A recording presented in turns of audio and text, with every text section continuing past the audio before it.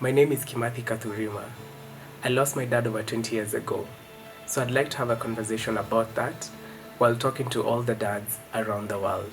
I have very few memories about me and my dad, and one of them was when I was 6 years old and he took me to a hospital in Nairobi to visit his dad. By the time we were leaving, there was some chaos outside the hospital, and part of that was there were gunshots, and I was very scared.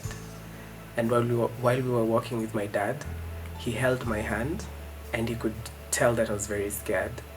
And I always remember these words. He told me, "Kim, don't be afraid. You're with your father. Don't be afraid." And so I guess when I think about that till this day, most people think of their fathers as a source of protection. And that's why when he left, I felt a sense of, I was just scared. I had no idea what was going to happen. I was very young, and for the most part, I didn't understand what that meant. So I'd like to talk to anyone who's lost their dad. No matter how it was, no matter how old you are, I know how painful it can be, but it's different for all of us. And so I'm sorry for your loss, and I hope you are taking the right steps to make peace with the loss. One thing that we are told in society is that time heals. I beg to differ. I don't think time heals. I think with time, we learn to live with the loss that we have been dealt with. So I'd like to talk to everyone who's lost their dad. I'm sorry for your loss. I'm sorry for your pain. And I'm sorry for every unanswered question. One of the biggest battles for me was not having the response or the answer to the question why he had to die. And I fought with that question for a very long time. But I'd like to tell you that you can feel better and you will feel better.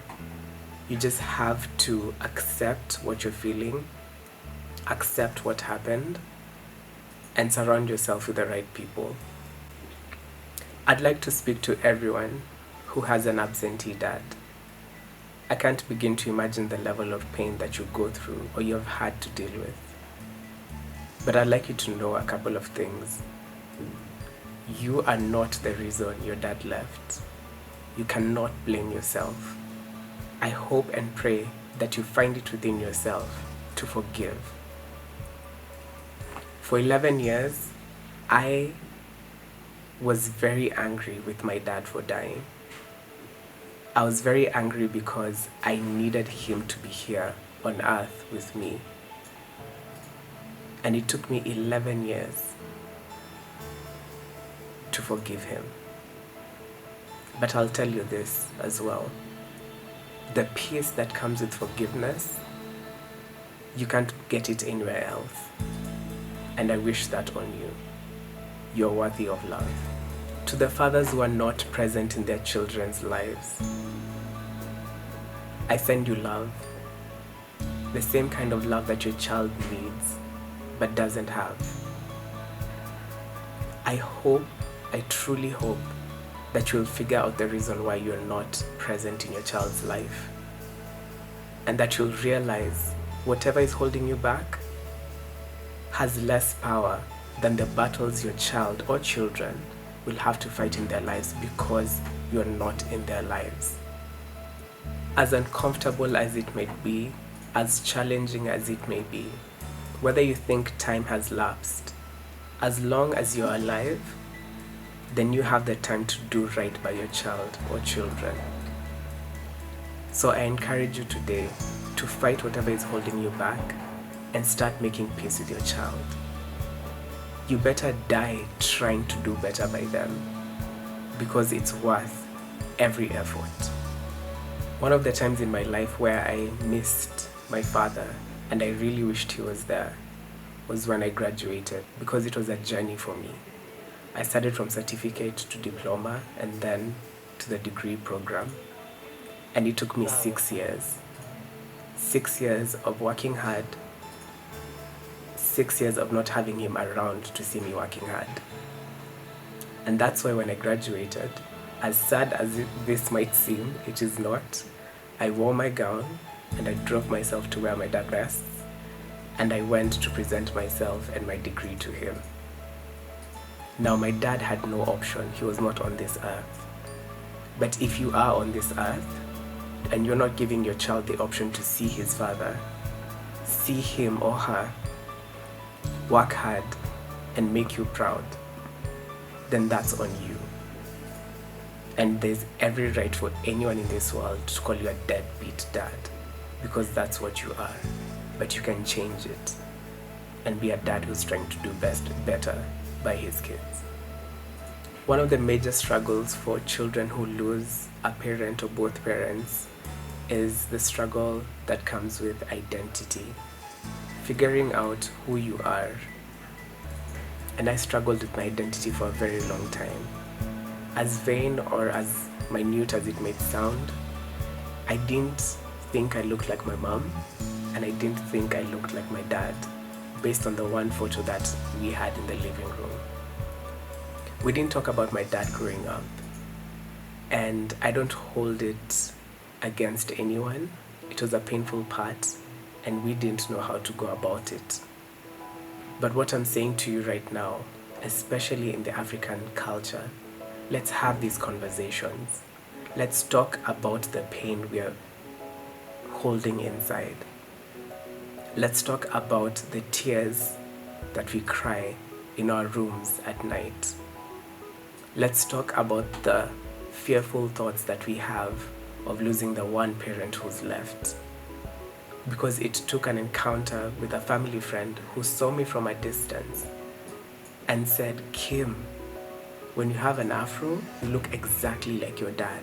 And I almost cried because it was the first time someone had told me or had linked me to my dad. And that's why till this day, I love having an afro, because it brings me closer to my dad.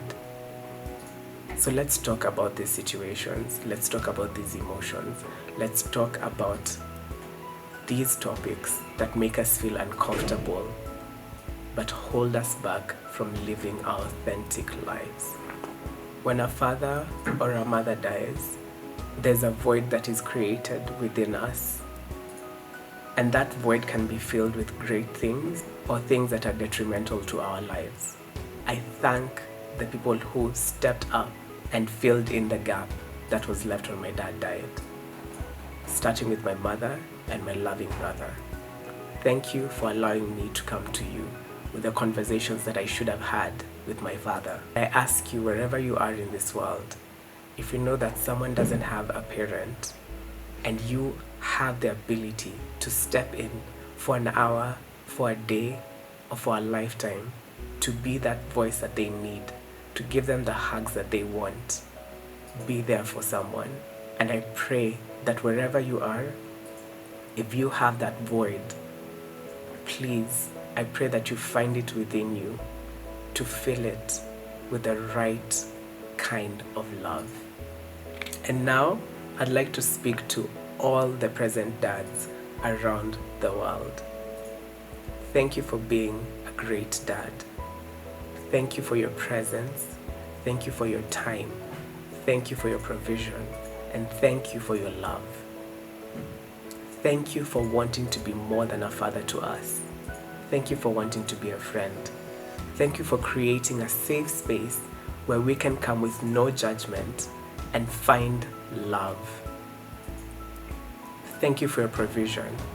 We respect the sacrifices that you make to give us an education, to give us food, a roof over our heads, and clothes on our backs. Thank you for being there. And I hope and pray that you will continue growing your relationships with your children. And may God bless you. To all the children around the world, we've asked our fathers to be present. We've asked them to love us continually. And we've asked them to be available to build relationships with us, healthy relationships. And now, I ask you to continually ensure that we are the children that they deserve to have, that we respect them, that we listen, that we love, that we appreciate. So as we celebrate Father's Day, I'd like to thank everyone who is a present dad or a father figure to anyone in this world. I applaud you for your love and strength. I applaud you for wanting to do better. I applaud you because you have resolved to be present and to build healthy relationships with your children.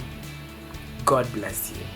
And if you're out there and you don't have anyone to wish a happy Father's Day, think of the people who've been there for you and who've stood in the gap. And if there's no one and you believe in a higher power, let me tell you what worked for me.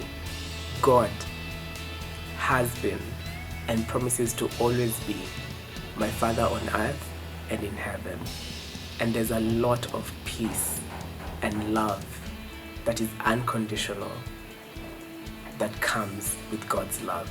Happy Father's Day to every father and father figure around the world. God bless you. We love you.